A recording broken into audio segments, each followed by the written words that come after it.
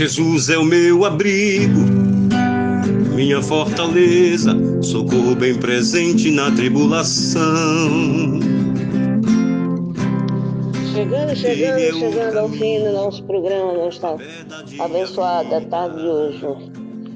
Que Deus continue nos abençoando, que Ele esteja presente sempre em nossas vidas, porque sem Ele nada podemos fazer,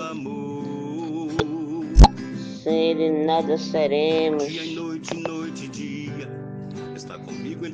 Nós devemos cada dia, queridos, agradecer pela nossa vida, agradecer pelo dia que Ele nos dá, e pedir a Ele que cada dia de nossa vida seja de bênçãos e vitórias, e que os anjos estejam sempre nos livrando, que o Pai, o Filho e o Espírito Santo estejam cada dia mais nos acompanhando, em nome de Jesus. É por isso que nós estamos aqui todas as tardes, cumprindo com o dia que Deus nos mandou e continua nos mandando, ir pelo mundo, pregar meu Evangelho.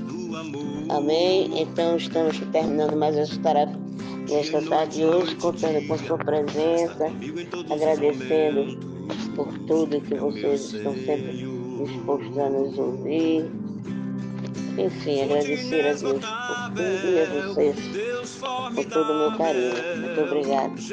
E aqui termino pedindo a Deus que nos abençoe para o próximo programa. Se Ele permitir, estaremos aqui em nome do Filho dele, Jesus Cristo. Amém? Porque até aqui nos ajudou o Senhor.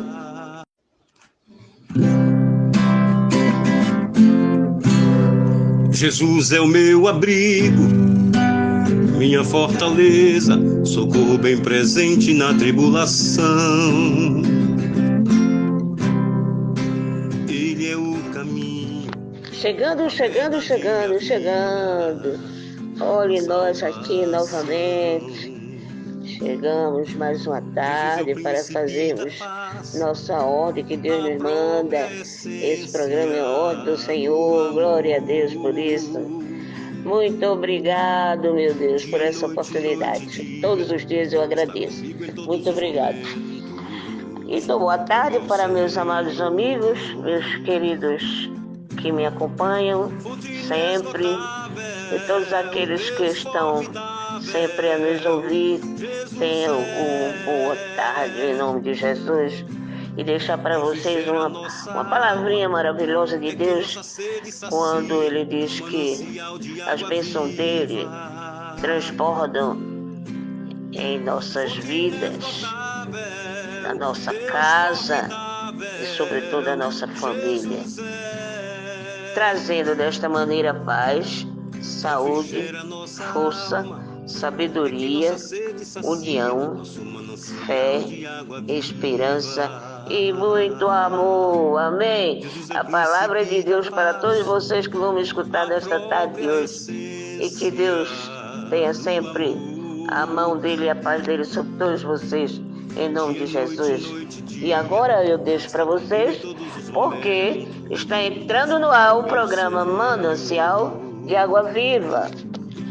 Do nosso Senhor e Salvador e do Espírito Santo, nosso amigo, conselheiro, nós nos colocamos diante de Deus e pedimos que a bênção de Jesus Cristo esteja à nossa frente, na nossa retaguarda, à nossa direita e à nossa esquerda, e que o sangue de Jesus cubra a nossa vida, família e o Brasil, de norte a sul e de leste a oeste, e profetizamos nada faltando, nada quebrado, tudo completo, o Shalom de Deus entrando nessa vida, a bênção do Senhor repousando sobre essa casa, a paz, a alegria, a saúde. E eu oro agora para que toda enfermidade renda-se a Jesus Cristo. toda enfermidade, toda dor, infecções, inflamações, rendam-se a Jesus Cristo. Toda depressão, angústia, aflição, aperto no peito, renda-se a Jesus Cristo. E eu oro para que toda essa casa tenha um encontro com Jesus, que haja um avivamento dentro deste lar, que haja salvação nessa família. Me coloco em intercessão para que todos tenham uma experiência sobrenatural com Jesus Cristo. Senhor, guarda esta pessoa, guarda essa família. E aquele que está perdido, Pai, aquele que está desorientado, que não sabe o que fazer, dá uma direção para essa pessoa. Aqueles que estão tendo lutas, Pai, estão enfrentando batalhas, inclusive na justiça, não sabem como vencer, como resolver. Pessoas que estão vivendo debaixo de um medo, pessoas que estão vivendo debaixo de uma insegurança. Senhor, dá livramento para essa pessoa. Guarde a vida dela, Pai, no nome de Jesus Cristo. Eu abençoo a vida dela, sua casa, sua família e tudo que estiver ligado a ela, no nome de Jesus. E já declaro vitória de Deus. Que Deus abençoe a tua vida, que Deus abençoe a tua casa. É uma alegria estar aqui junto com você e eu quero liberar uma palavra profética que Deus colocou no meu coração hoje sobre a tua vida. Você que me acompanha pela TV Bandeirantes ou que me acompanha pela Rede TV, seja muito bem-vindo, que Deus abençoe. E você que me acompanha no YouTube, compartilhe com pelo menos 7 pessoas e que o Senhor te abençoe poderosamente, multiplicando sobre a tua vida as bênçãos. Deus me deu uma palavra, mas antes disso eu quero compartilhar um testemunho para você, até mesmo, que está buscando um milagre de Deus. Esse testemunho, ele é a prova, a manifestação de que Deus responde orações. A Tânia me mandou o seguinte testemunho: a paz de Cristo. Assisto essas lives aqui em Portugal. Eu tinha uma alergia que afetava apenas o meu rosto, na região dos olhos, chegando a me desfigurar. Fui a vários médicos, mas nenhum conseguiu chegar a uma conclusão. Na quinta passada, estava com os olhos bastante inflamados e durante a sua oração na manhã o Senhor profetizou uma palavra para alguém com alergia no rosto. Naquele momento senti e tomei posse da cura. No final desse mesmo dia, quando saí do trabalho, percebi que meus olhos já tinham desinflamado. No dia seguinte, até um colega de trabalho comentou que no dia anterior eu parecia ter sido vítima de violência, pois minha vista estava muito inchada. Continuei orando pela regeneração da minha pele e hoje estou completamente curada. Agradeço e oro a Deus pelo Senhor e pela sua família e pelo seu ministério. Deus é fiel. Ele é um Deus de milagres. Você viu o testemunho dela? Completamente tomada de alergia. A alergia desfigurava as vistas dela e Jesus Cristo a curou. Ele é o mesmo ontem, hoje e o será para sempre. Não é o homem que cura, é Jesus. A nossa fé aqui está em Jesus. Ele pode todas as coisas. Amém? Jesus é o centro das nossas vidas. Estamos olhando para Ele. Você que está aí me ouvindo, olhe para Jesus, porque Ele pode operar um milagre na sua vida. Creia em Jesus, coloque a sua fé em Jesus. Ele pode, Ele tem o poder. Olhe para Ele. Ele pode. Salmo 121 diz que eleva os meus olhos para os montes. De onde me virá o socorro? Meu socorro vem do Senhor, que fez os céus e a terra. Olhe para Jesus. Ele é o teu socorro. Não importa a tua adversidade, não importa o mal que esteja se levantando contra a sua vida, olhe para Jesus. Olhe para Ele e Ele vai operar na sua vida. Amém? Escreva aqui nos comentários isso. Quando eu olho para Jesus, o socorro vem. Escreve aí, quando eu olho para Jesus, o socorro vem. Acredito que é isso que está faltando para todos nós. Olhar mais para Jesus e olhar menos para o homem. Precisamos olhar mais para Jesus. Então não ficaremos confundidos.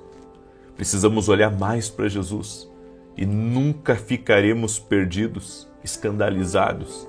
Olha para Jesus, olha para Ele. Olha para Ele que você não vai se perder. Olha para Ele. Eu estava conversando com algumas pessoas. Estávamos jantando essa semana com um casal de amigos e veio essa conversa na mesa. Conversa sobre coisas que se vê, coisas que se ouve. e que muitas vezes entristece o coração, escandaliza o coração. E eu falei exatamente isso para essas pessoas. Eu disse a eles: vocês querem ter uma jornada saudável na fé? Vocês querem chegar ao fim dessa jornada andando com Deus, em comunhão com Jesus, em comunhão com o Espírito Santo? Então aprendam a olhar para Jesus.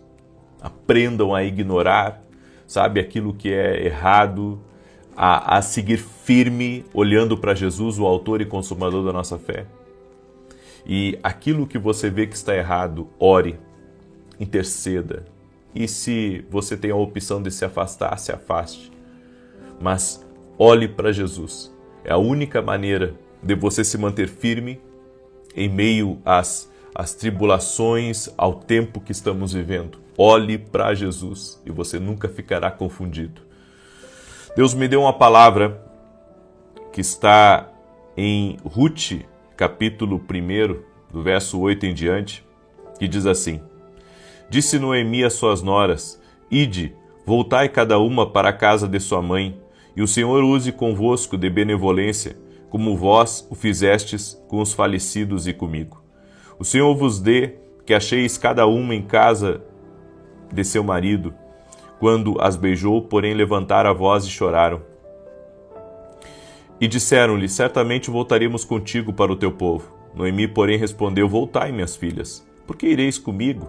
Tenho eu ainda filhos no meu ventre para que vos viessem a ser maridos? Voltai, filhas minhas, ide-vos, porque já sou velha demais para me casar. Ainda quando eu dissesse tenho esperança, ainda que essa noite tivesse marido e ainda viesse a ter filhos, esperá-los-eis até que viesse a ser grandes? Deter-vos-eis por eles, sem tomardes marido? Não, filhas. Porque mais amargo me é a mim do que a vós mesmas, porquanto a mão do Senhor se descarregou contra mim. Então levantaram a voz e tornaram a chorar, e Orfa beijou a sua sogra, porém Ruth se apegou a ela. Pelo que disse Noemi: Eis que tua concunhada voltou para o seu povo e para os seus deuses. Volta também tu após a tua concunhada. Respondeu, porém, Ruth: Não me instes a que te abandone e deixe de seguir-te. Porque aonde quer que tu fores, irei eu, e aonde quer que pousares, ali pousarei eu. O teu povo será o meu povo, o teu Deus será o meu Deus. Onde quer que morreres, morrerei eu, e ali serei sepultada. Assim me faça o Senhor e outro tanto, se outra coisa que não seja a morte me separar de ti. Eu vejo algumas coisas aqui muito interessantes nessa palavra, e que me impressionam na história de Ruth. Noemi havia perdido os filhos e Ruth havia perdido seu marido. A outra nora de Noemi decidiu voltar para casa, mas Ruth se apegou a Noemi e disse para ela: Onde você for, eu irei. Uma coisa que me chama a atenção aqui nessa palavra é que Noemi estava tão amargurada de alma por ter perdido os filhos, por ter perdido o marido, que ela disse: Deus descarregou a sua mão sobre mim.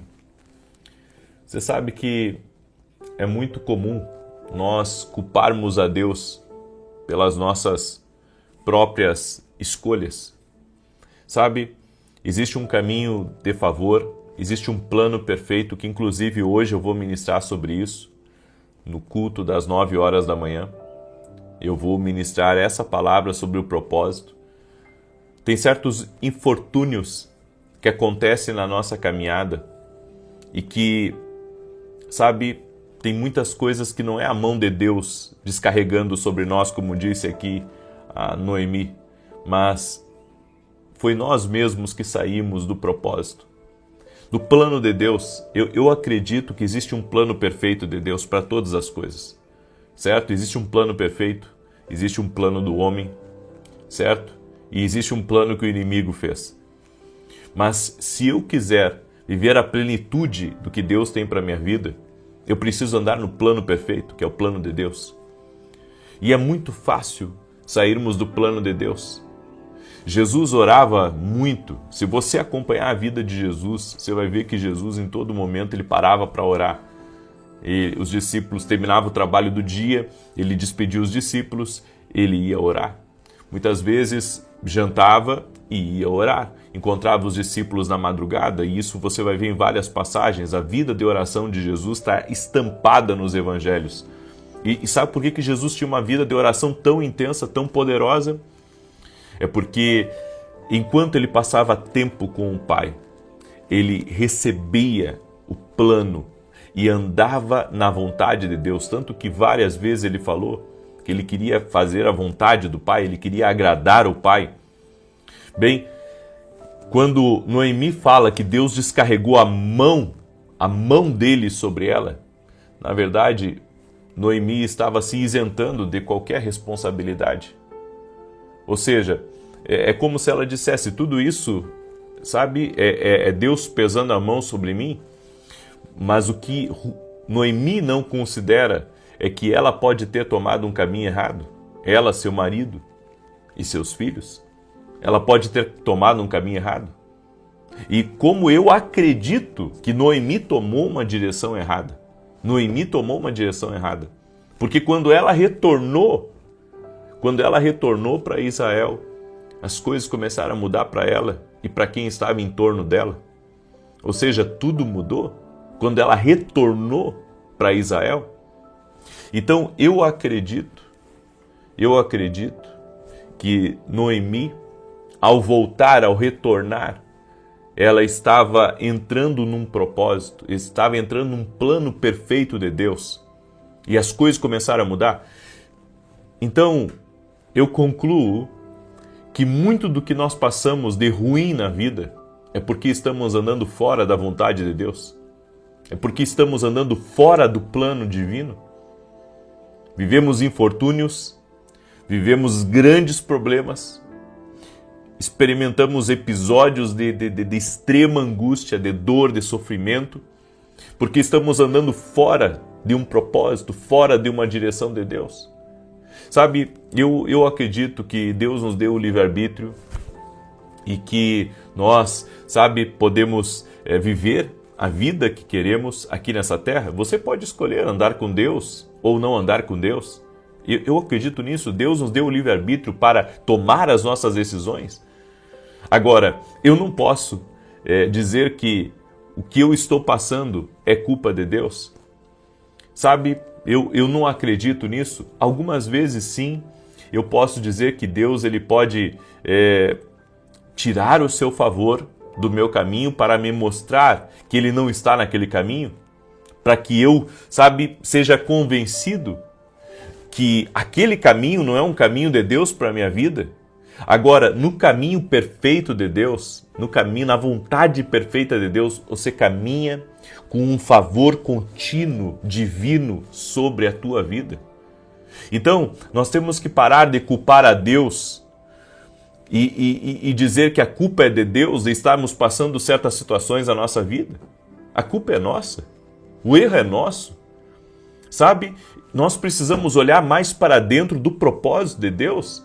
Será que eu não me distanciei da vontade de Deus? É que as pessoas não querem ouvir isso. As pessoas não querem ouvir que elas estão erradas. Elas não querem ouvir que elas saíram do plano. Elas não querem ouvir que elas estão equivocadas. Elas querem, sabe, elas querem dizer que estão sempre certas, que tomaram a decisão certa, que seguiram o caminho certo, que fizeram as escolhas certas. Mas não, gente. Só existe um lugar onde a perfeita vontade de Deus se cumpre na nossa vida, e esse lugar é no Senhor. Esse lugar é na Escritura, é na Palavra de Deus. Então, eu creio que quando Noemi, ela se deu conta de que, sabe, aquela terra só trouxe problema para ela, que aquele lugar só foi um lugar de prejuízo para ela, só foi um lugar de perda para ela, e ela então decide retornar. Estamos envolvidos por tua presença. Enche a casa, enche o teu, enche os nossos corações. O céu está baixinho, a terra está suspensa. Estamos iluminados por tua presença. Enche a casa, enche o teu, enche os nossos corações.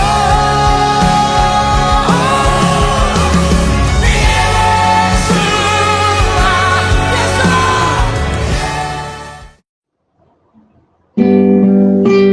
pastora Reni,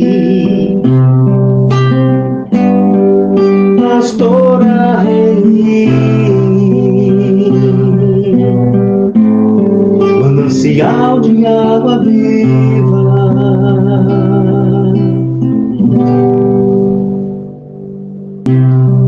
manancial de água viva, mensagem.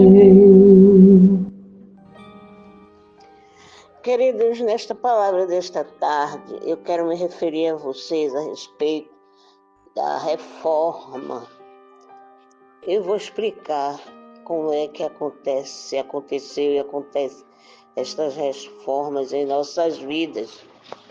No livro de Romanos, capítulo 12, versículo 12a, nos fala assim, a palavra de Deus. Não se amoldem ao padrão deste mundo, mas transforme-se pela renovação da sua mente. Olha o que Deus pede para a gente não ficar preso, moldado aos padrões que este mundo cria para todos nós, mas sim que nós devemos transformar esses padrões pela renovação da sua mente, pela renovação da nossa fé. Então, essa é uma das principais explicações a respeito deste versículo. Queridos, vejam bem, no passado,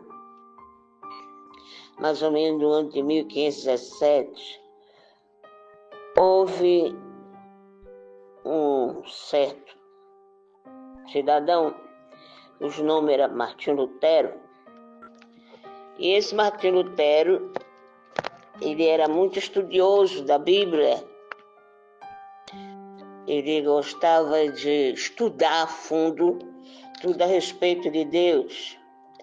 E depois de vários estudos, ele chegou à seguinte conclusão. E afixar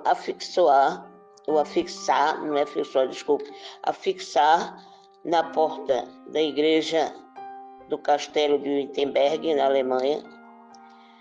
Olha o que é que ele fez, viu? Para vocês começarem a entender um pouco a respeito de reforma.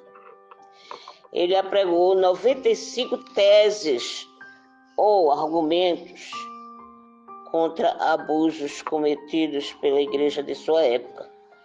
Ele fez isso porque ele estava vendo que aquele tempo, aquelas pessoas que participavam daquela igreja, daquela época dele, ele estava vendo que havia muitos abusos.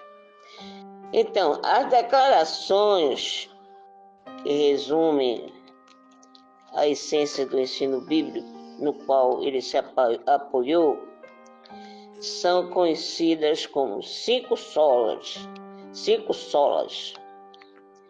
Sola fide quer dizer, somos salvos, somos salvos somente pela fé em Jesus.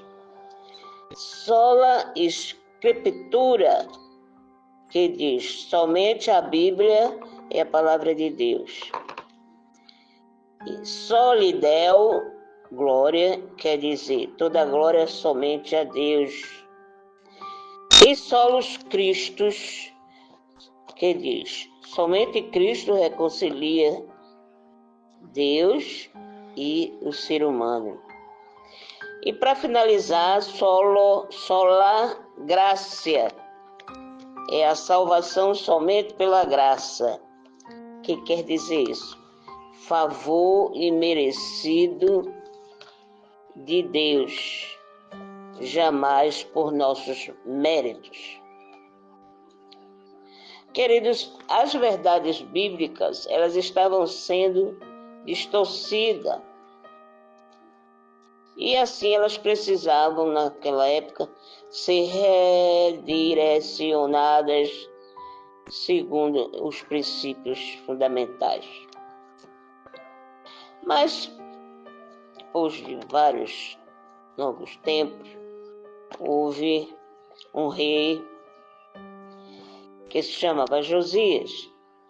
Esse rei, ele deu início ao que seria a maior reforma religiosa feita em Judá. Então, em Judá, foi eleito esse rei, chamado Josias, e que ele também se preocupou em fazer uma grande reforma religiosa. Agora, muito diferente dos seus antepassados, porque seu pai e seu avô haviam sido reis terríveis. Como assim, reis terríveis? O que houve que ele fez? Abandonaram o Senhor, nosso Deus, e foram seguir outros deuses. E assim eles trouxeram grande condenação ao povo. Agora, ao descobrir o quanto aquilo ofendia a Deus, o rei Josias, ele resolveu e esforçou-se para restituir os princípios perdidos. No capítulo 25 deste mesmo livro, lá continua-se detalhando essa reforma. Como assim? O rei deu fim a objetos sagrados, altares idólatras, postes sagrados em homenagem a diversos deuses e cultos aos astros celestes. Por que ele fez isso?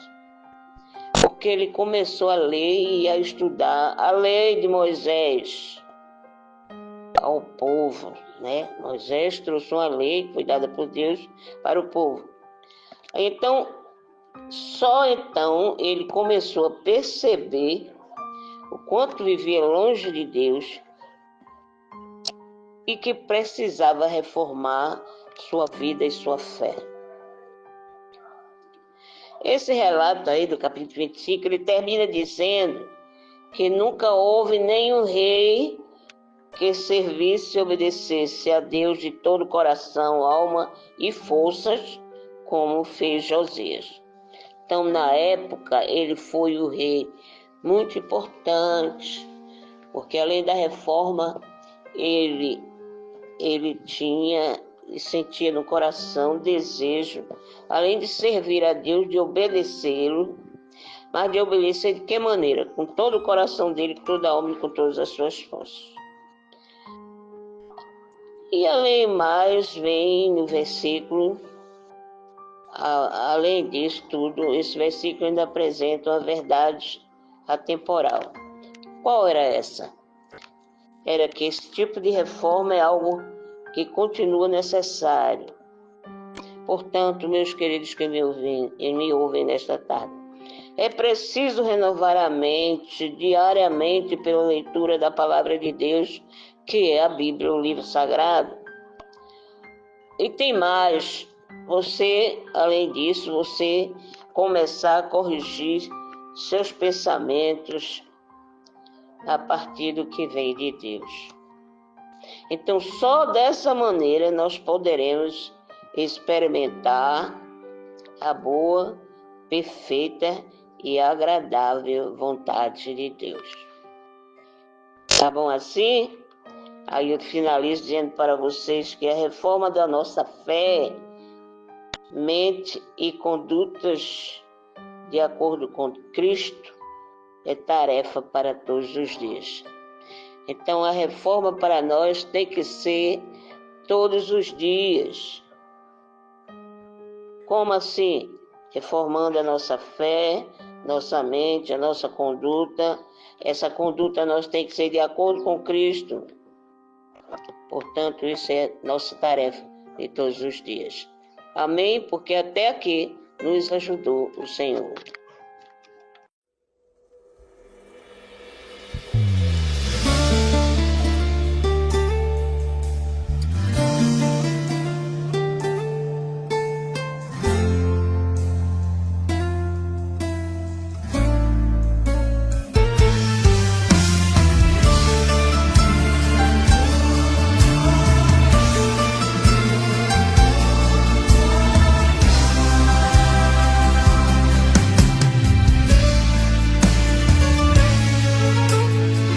igreja, não é tempo de parar. A ordem do Senhor é pra marchar. O tempo está acabando aqui na terra. Já vemos terremotos e rumores de guerra. A trombeta vai soar a qualquer momento. Somos a geração do arrebatamento. Não deixe que o mundo te distraia. Jesus está às portas, se prepara. Marcha, igreja triunfante. Marcha, siga firme adiante. Marcha, o noivo vem aí. Como no piscar de olhos, a igreja vai subir. Marcha, igreja triunfante. Marcha, siga firme adiante. Marcha, o noivo vem aí. Como no piscar de olhos, a igreja vai subir.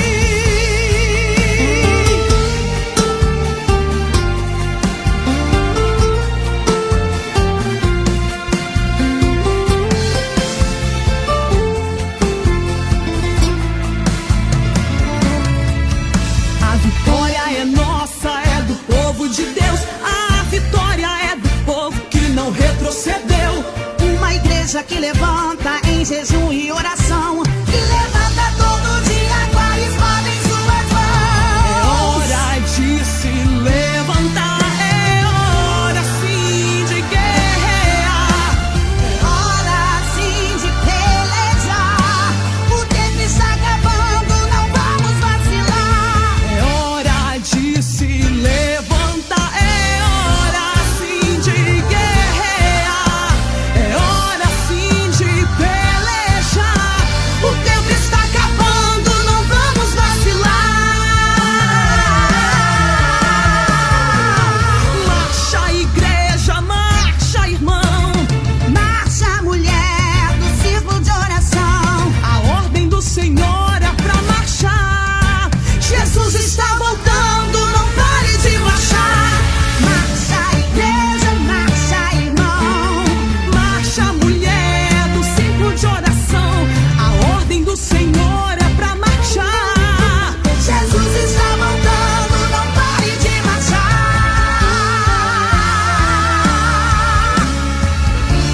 Porque clamas a mim, Moisés? Diga, meu povo, que marche. A palavra de ordem é pra marchar. Não é tempo de retroceder. Marcha, pastor. Marcha, obreiros. Marcha, juventude.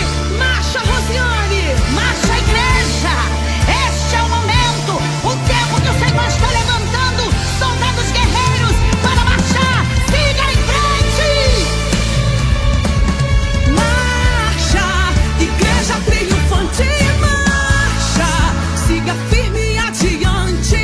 Marcha, o noivo vem aí. Como num piscar de olhos, a igreja vai subir. Marcha, igreja triunfante. Marcha, siga firme adiante. Marcha, o noivo vem aí. Piscar de olhos, a igreja vai subir. Marcha, igreja! Marcha, irmão. Marcha, mulher do círculo de oração. A ordem do Senhor é pra marchar. Jesus está voltando, não pare de marchar. Marcha, igreja, marcha, irmão. Marcha, mulher do círculo de oração. A ordem do Senhor é pra marchar. Jesus está voltando, não pare de marchar. Marcha!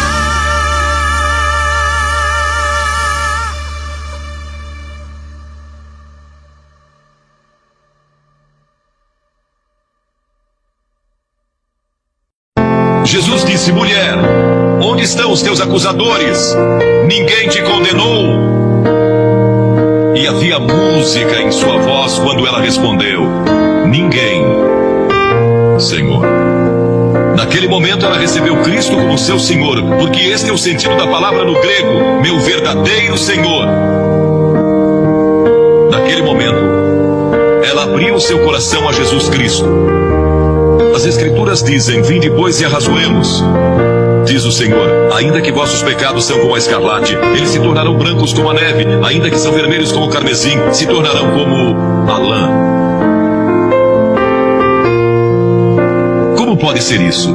Por causa da cruz. Quando Cristo morreu na cruz, Ele levou o nosso pecado e pecados. E há uma diferença entre pecado e pecados, plural. Pecado é a doença que temos, é a raiz.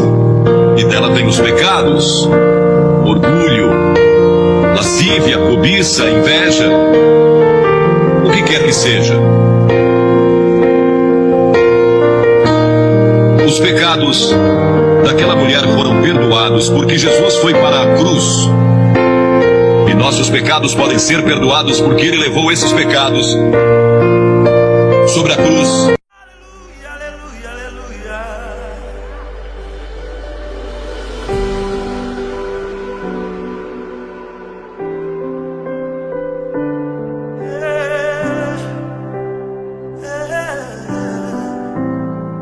Você pode orar comigo, vamos?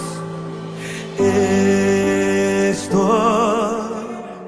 no meu jardim, tranquei a porta e abri meu coração, reguei minhas raízes com minhas lágrimas, gotas de adoração. Senhor, não quero que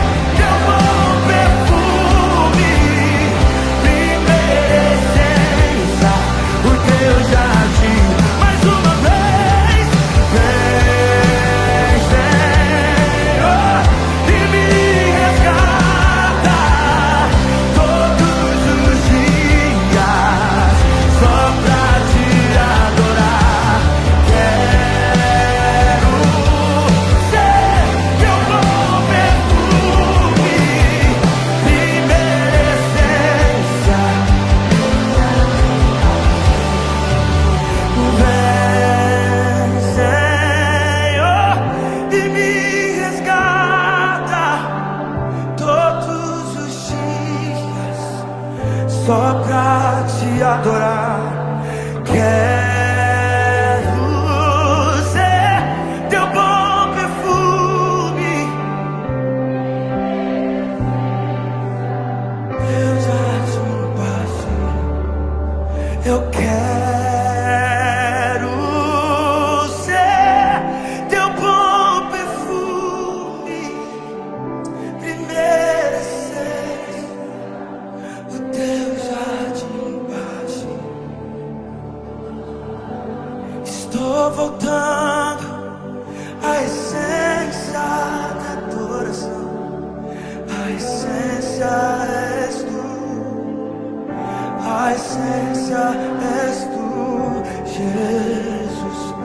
Oh, me perdoa pelo que eu fiz nela, quando a essência és tu, a essência. Você pode levantar sua mão e declarar isso mais uma vez. Estou voltando, vamos. Estou voltando à essência.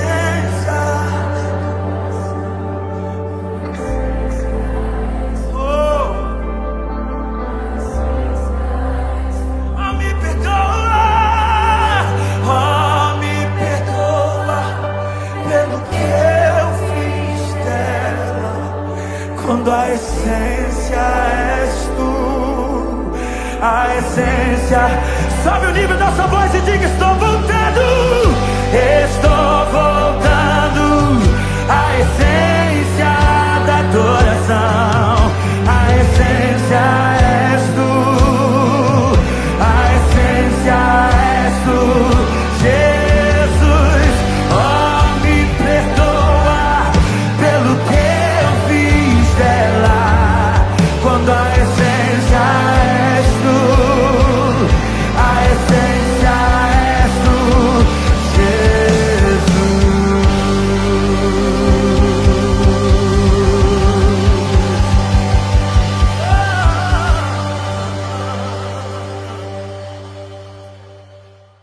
Olá, paz do Senhor.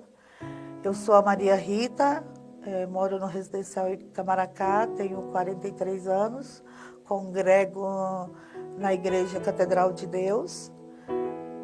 Venho aqui contar o meu testemunho, o que Deus fez na minha vida, e que seja para a honra e glória do Senhor, e que seja edificação para muitas vidas, para entender a força e o poder de Deus nas nossas vidas. A minha mãe já testificava para a gente, contava que ela já havia perdido um filho, que o nome dele seria Gustavo. Ela perdeu ele quando estava grávida de 9 meses, devido a uma briga entre ela e um parente dela. Ele a empurrou e ela perdeu esse filho. Aí logo ela teve a Luciana, que é a mais velha, o Alexandre, depois o César e eu, a caçula. Aos 6 anos, um dos meus irmãos, o que veio a óbito com 15 anos, ele mexia comigo. Aos 6 anos eu tinha. Ali eu não entendia muita coisa, porque é apenas 6 anos. Mas a minha mãe já bebia, meu pai já era alcoólatra. Ali já era uma vida muito triste, porque meu pai batia na minha mãe. Ele parava na porta de casa com várias mulheres dentro do carro. A minha mãe, ela lavava e passava roupa para os outros.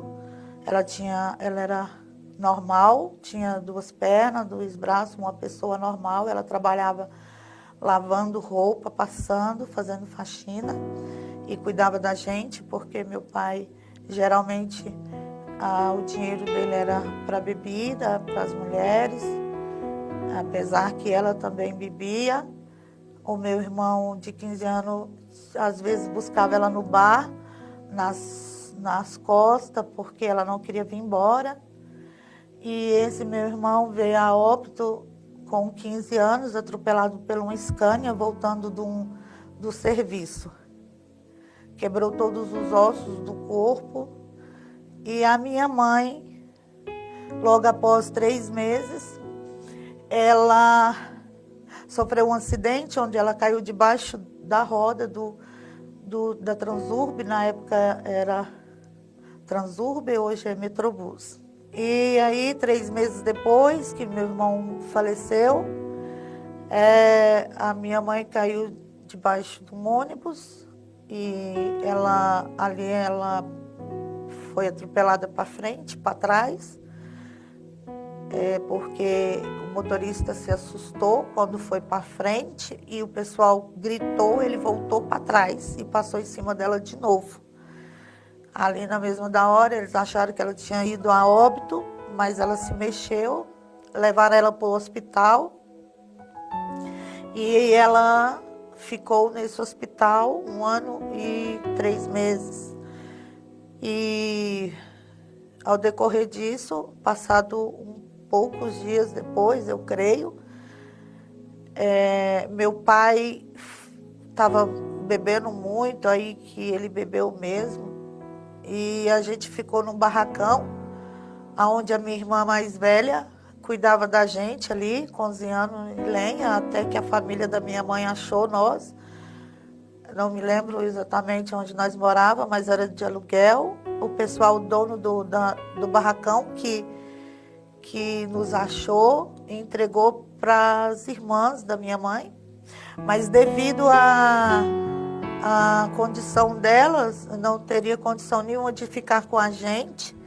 Então, elas decidiram, elas e meu pai decidiram entregar nós a um parentesco do meu pai, aonde a gente nunca tinha visto eles, e devido a eles não querer os 3 juntos, que tinha ficado eu, a minha irmã mais velha e o do meio, que era o César, separaram a gente.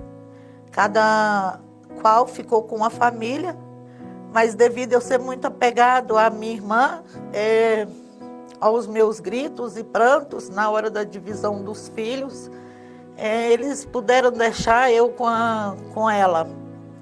Então, a minha tia, parentesco do meu pai, que nunca a gente tinha visto, ficou com as 2. Ali eu não entendia, mas eu com 8 anos, mais ou menos, a minha irmã com 13, se eu não me engano, meu irmão com 11, ali a gente foi separado e doado para esse pessoal. E ali eu cheguei ali com muito piolho, muita ferida na cabeça. Não tinha mais condição a não ser rapar.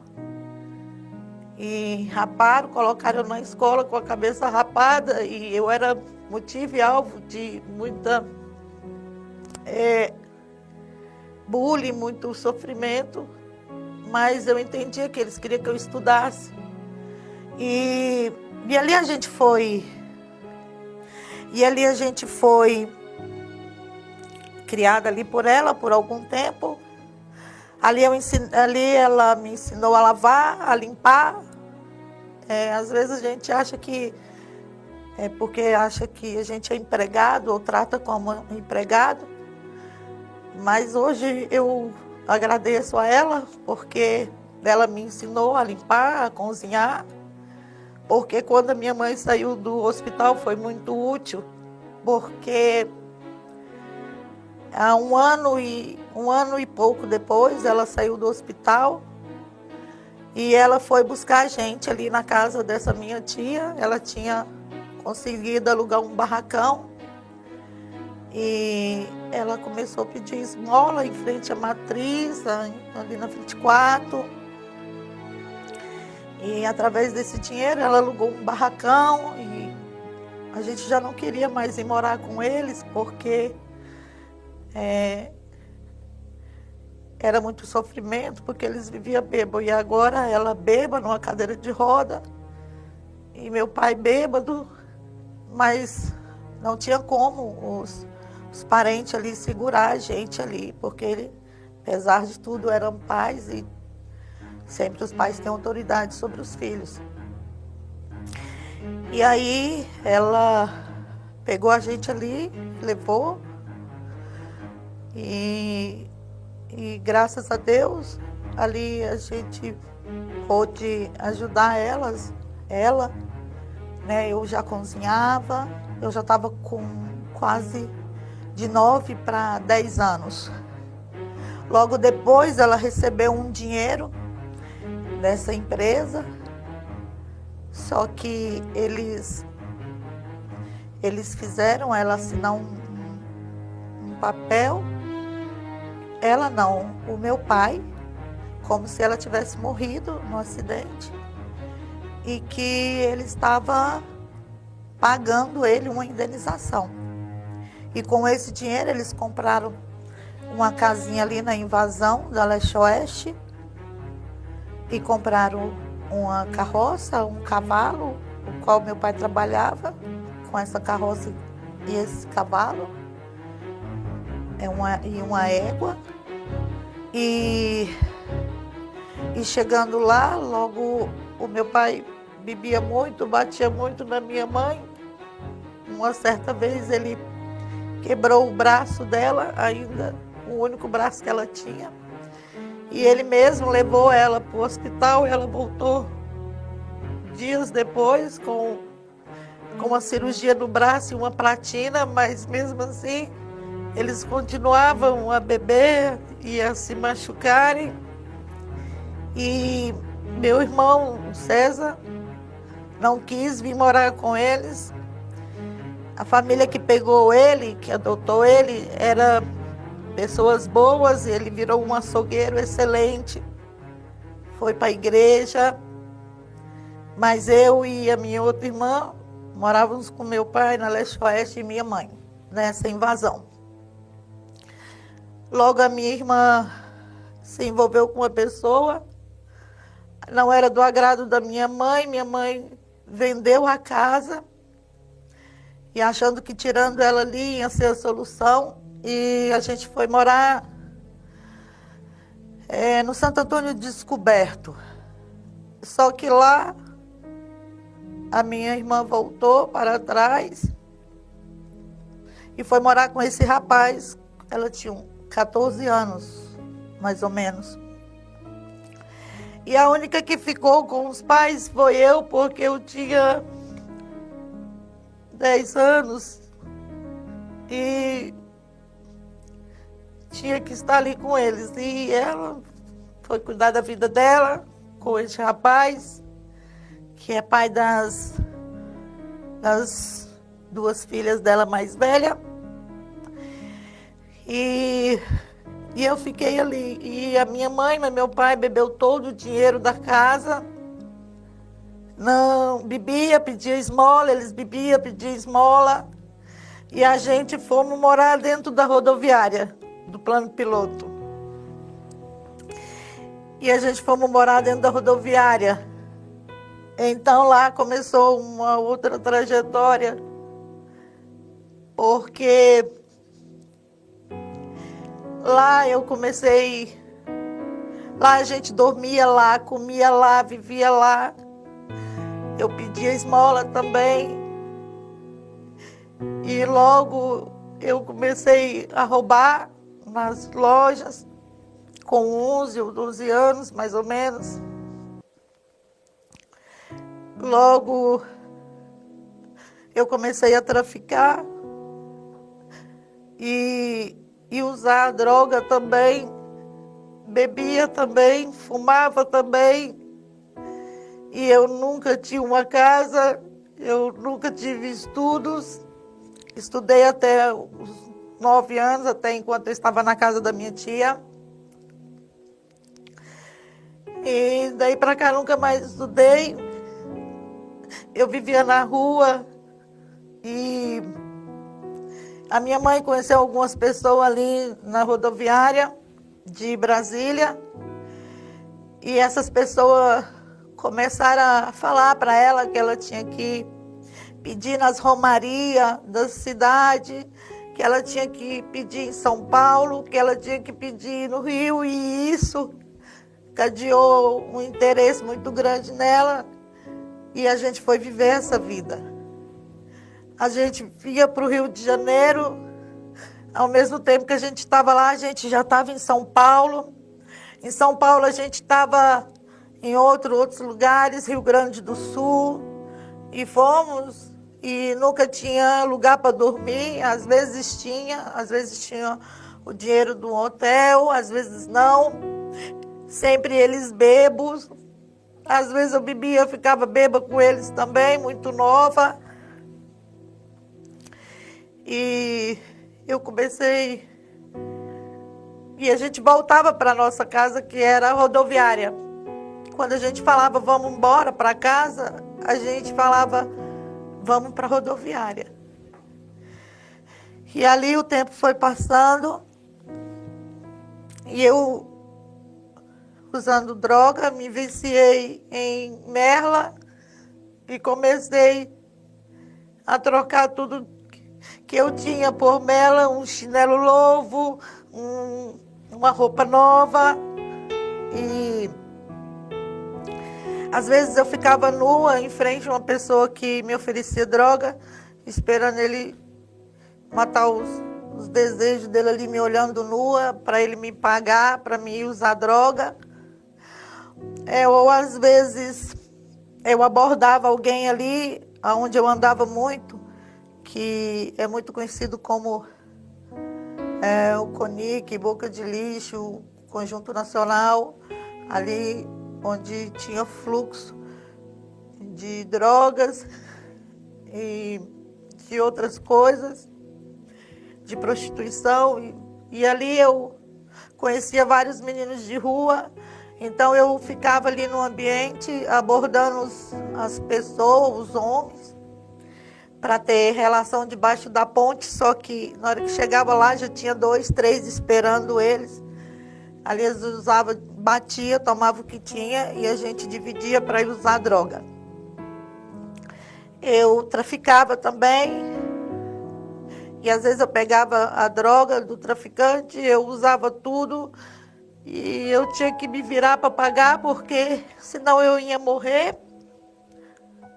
Vivia apanhando muito. Eu apanhava de...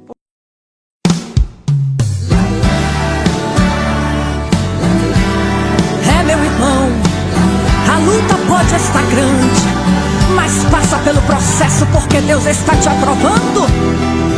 Aleluia.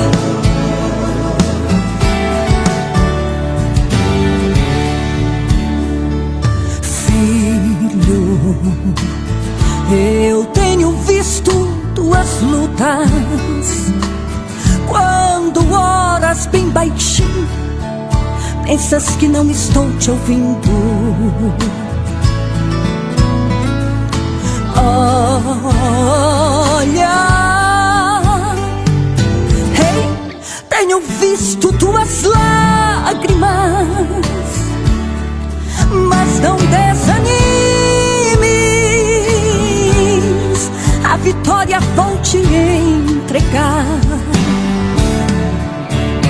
Todas as provas que passei pra ti, nenhuma delas você reprovou, e aquela mais difícil respondeu assim.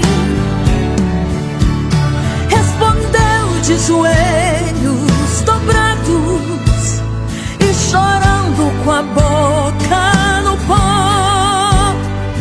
E hoje te entrego o diploma, que é a vitória.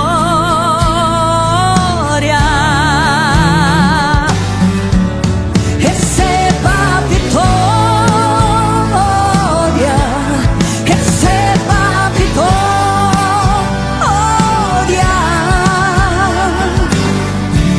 Sei das lutas que passou, foi difícil, mas suportou. Receba a vitória,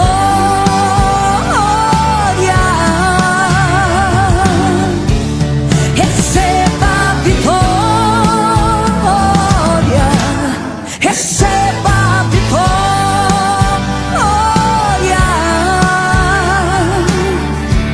Sei das lutas que passou, foi difícil, mas suportou. Receba a vitória.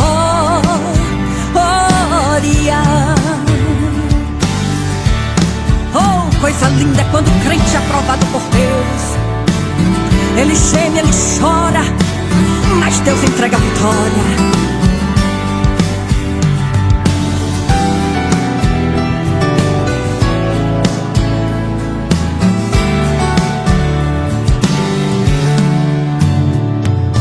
Filho, tu lembras daquela prova, quando dobravas teus joelhos e gemia assim: ai, ai, ai, hey! A prova não vou suportar, mas filho querido, a vitória vou te entregar. Todas as provas que passei pra ti, nenhuma delas você reprovou. E aquela mais difícil respondeu assim, respondeu de joelhos dobrados e chorando com a boca no pó. Te entrego o diploma que é a vitória.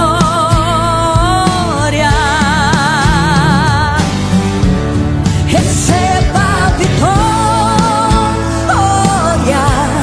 receba a vitória.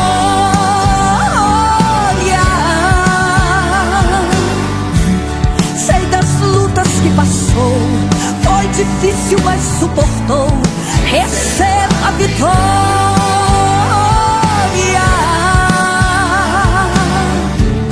receba a vitória, receba a vitória.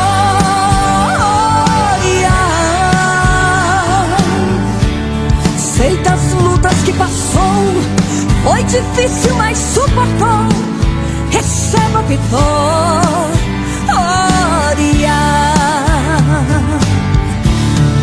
Sei das lutas que passou, foi difícil, mas suportou. Receba vitória.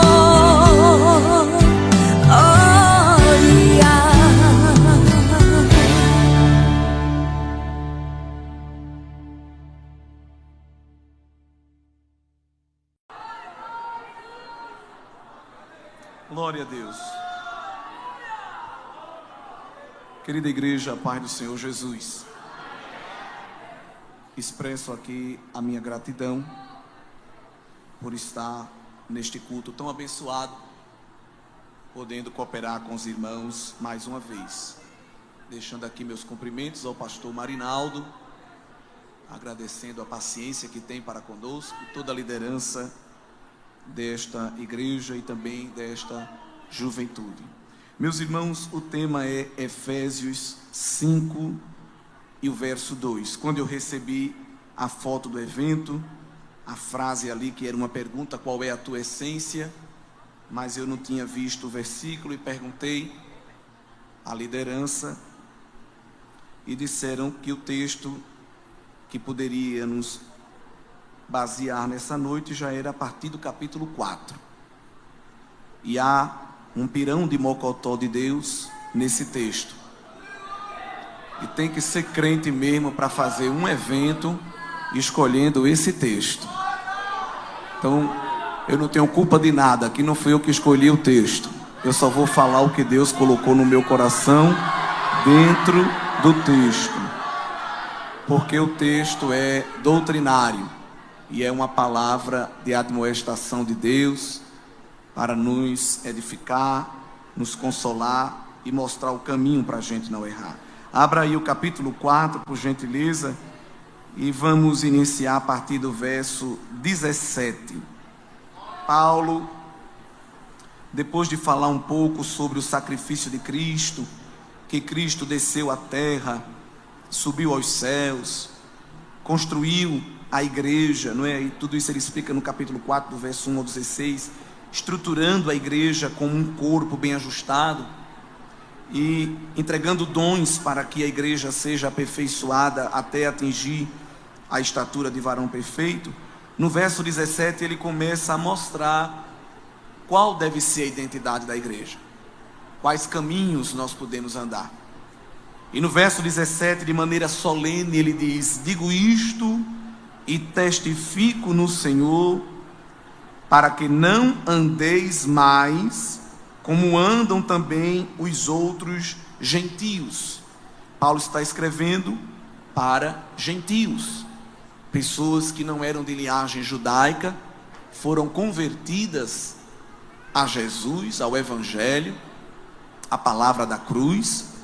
E o Evangelho, ele não deforma, nem reforma e nem conforma, mas transforma. E o apóstolo agora conclama que esses irmãos expressem na sua vida essa transformação, não andando como esses outros gentios, porque eles continuavam convivendo com os gentios. Jesus, na oração sacerdotal, em João 17, ele diz ao Pai: eu não peço que os tires do mundo, mas os livre, porque nós precisamos continuar no mundo para exercer o nosso testemunho cristão, não é? Sendo sal da terra e luz do mundo.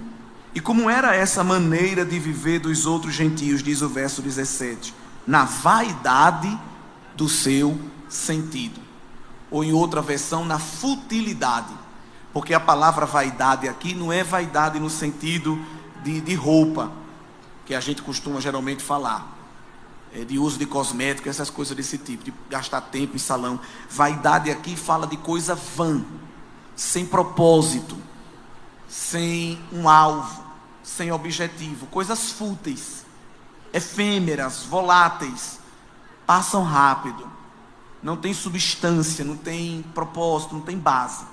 Paulo diz que os gentios lá fora, os não salvos, aqueles que não entregaram a vida ainda para Cristo, vivem uma vida vã, sem uma direção, sem saber para onde vai, sem saber de onde vem.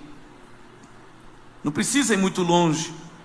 Na escola, na universidade, muitos ensinam que nós somos fruto do mero arranjo aleatório das moléculas, fruto da poeira cósmica, e que já já a gente vai se desintegrar e virar de novo meros átomos de carbono, hidrogênio, nitrogênio e oxigênio.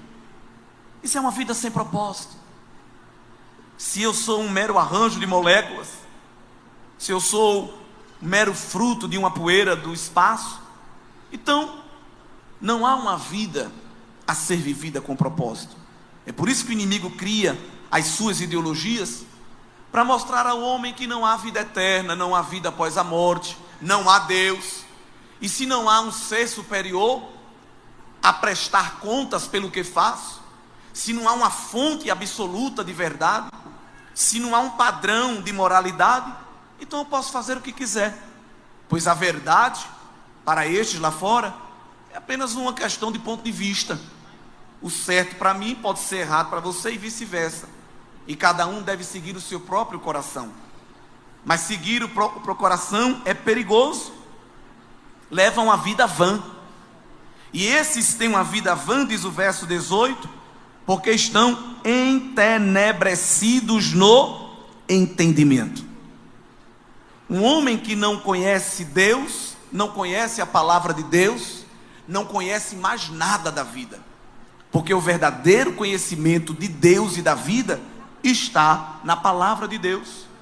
E Paulo usa essa expressão entenebrecido, que no original significa petrificado. São como pedras, inanimados, sem vida. Você vê uma pedra esboçar reação a alguma coisa? Claro que não. Ela não tem vida, ela não tem vontade própria. Um homem, um ser humano sem Deus, é como uma pedra, está entenebrecido no próprio entendimento. Não adianta explicar, não adianta falar, não adianta querer chamar ao entendimento, porque ele é insensível, separado da vida de Deus, pela ignorância que há neles e pela dureza do seu coração.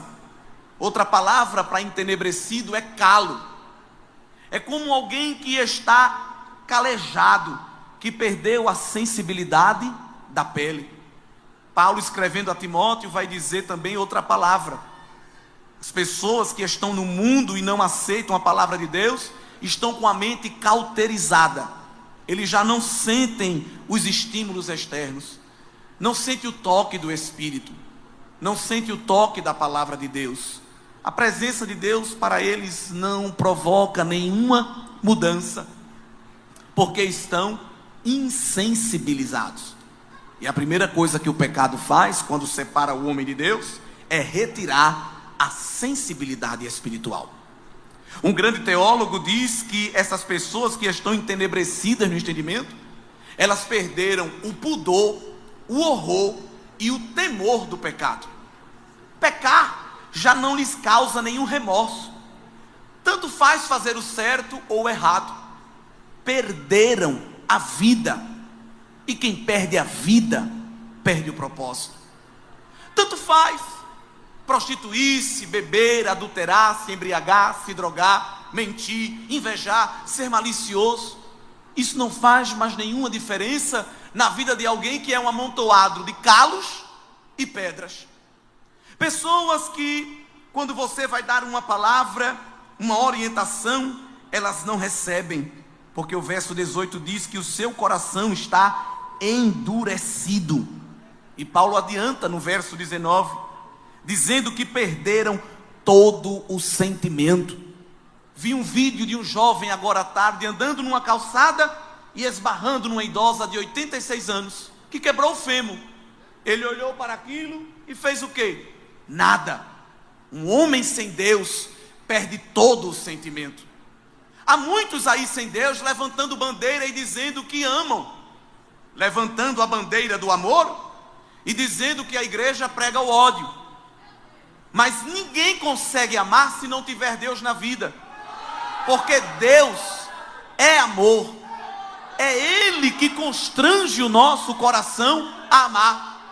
Não tem partido político na terra, não tem corrente ideológica, não tem filosofia de seu ninguém que promova na humanidade o amor, porque a humanidade está decaída, perversa, corrompida, degenerada. Não há, irmãos, nenhuma teoria que promova no homem um gesto verdadeiro de amor. Ah, pastor, então quer dizer que só quem ama é o crente? Não estou dizendo isso. Alguém não regenerado pode até amar, mas ama com as intenções e os propósitos errados. Porque Deus não quer só que a gente faça, Ele quer que a gente faça com a intenção certa, para que a gente não seja um fariseu. E o que é um fariseu? É a pessoa que faz a coisa certa, mas com a intenção errada. Por isso que Jesus disse que a nossa justiça tem que exceder a dos escribas e dos fariseus, porque a gente tem que fazer a coisa certa com a intenção certa. Deus está examinando a ação e a intenção, porque o homem só examina a ação, mas Deus sonda a intenção do coração e no final diz se aprova ou se reprova. Deus não se emociona com o gesto de ninguém. Ele sonda, esquadrinha, examina, perscruta, pesa nas balanças fiéis dele as intenções do coração. Paulo diz que essas pessoas, no verso 19, se entregaram à dissolução.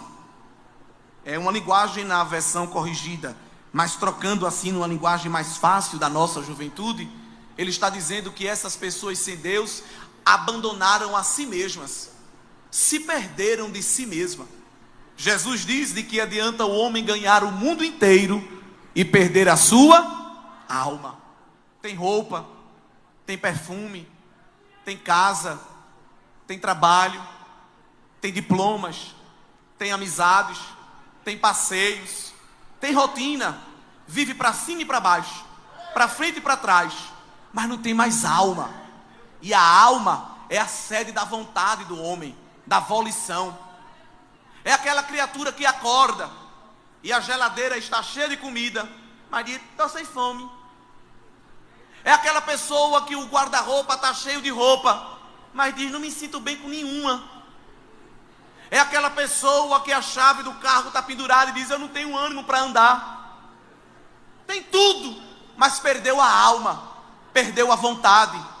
É um zumbi, é uma múmia, enrolada na sua própria vontade, embaraçada na sua própria vontade. É uma folha seca espalhada pelo vento. Alguém até canta: deixa a vida me levar. Não tem propósito, não tem rota, não tem roteiro, não sabe de onde vem, não sabe para onde vai.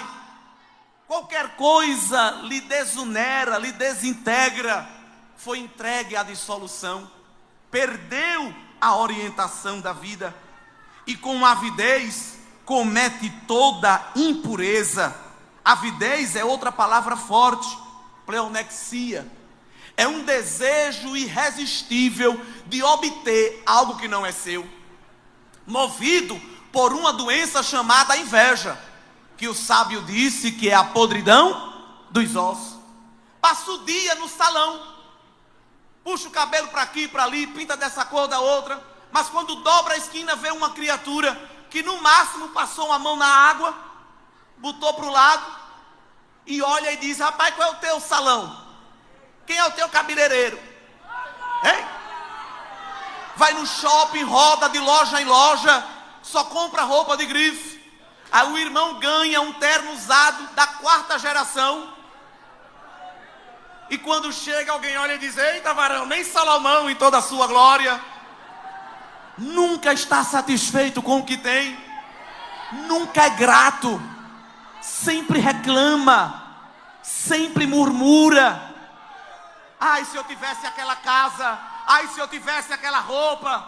Ai, se eu tivesse aquele dinheiro. Ia continuar o moribundo. Porque o problema não está externo. O problema está dentro do teu ser. Mas Ele tem solução para colocar as coisas no lugar e devolver a alguém as verdadeiras e exatas prioridades. Glória a Deus.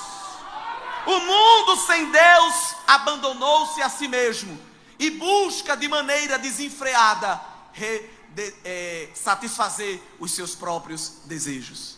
O nome disso é hedonismo. É a busca do prazer pelo prazer. Qual é o slogan?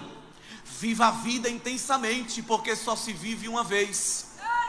Tem crente dizendo esta frase.